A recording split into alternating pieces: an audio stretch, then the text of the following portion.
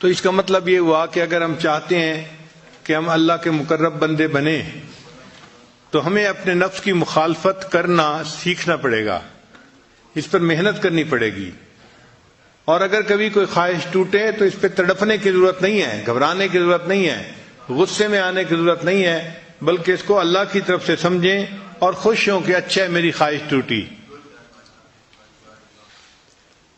اب ایک نقطہ اور بھی سن لیجئے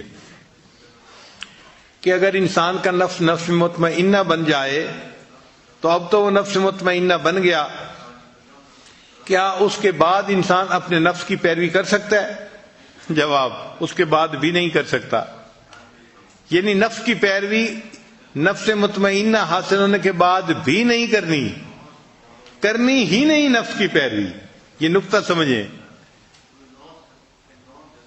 کوئی یہ نہ کہے کہ جی اب تو میرا نفس مطمئنہ بن چکا لہذا اب جو جی میں آ رہا ہے میں اس کو پورا کر لوں. ایسا نہیں کر سکتے. نفس کی پوری زندگی مخالفت کرنی ہے، اور اللہ تعالیٰ بندے سے نفس کی مخالفت کرواتے رہتے ہیں، اس کی نفس کی خواہشات کو توڑتے رہتے ہیں. اچھا ایک نقطہ اور بھی سمجھ لیجئے کہ قرآن مجید کی آیت ہے وَلِمَنْ خَافَ مَقَامَ رَبِّهِ جَنَّتَانِ، کہ جو رب کے سامنے کھڑے ہونے سے ڈر گیا اس کے لیے 2 جنتیں. تو مفسرین نے اس کے 2 طرح کے ترجمے کیے ہیں.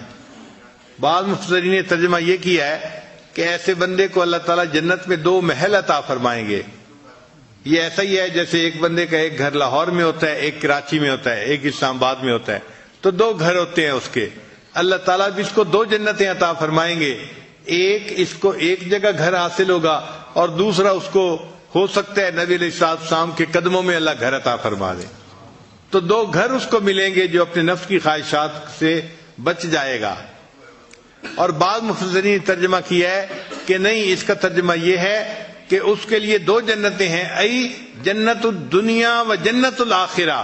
اللہ اس کی دنیا کو بھی جنت کا نمونہ بنا دیں گے اور آخرت میں اس کو تو جنت عطا فرمائیں گے ہی صحیح.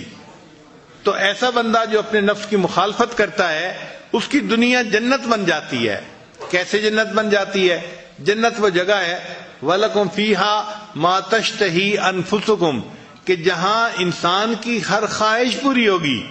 تو انسان ایک ایسے مقام پہ پہنچ جاتا ہے اپنے نفس کی مخالفت کرتے کرتے کہ اللہ تعالیٰ اس کے نفس کی ہر چاہت کو پورا فرما دیتے ہیں. اس کے دل میں خواہش پیدا ہوتی ہے اللہ اس کو پورا کر دیتے ہیں.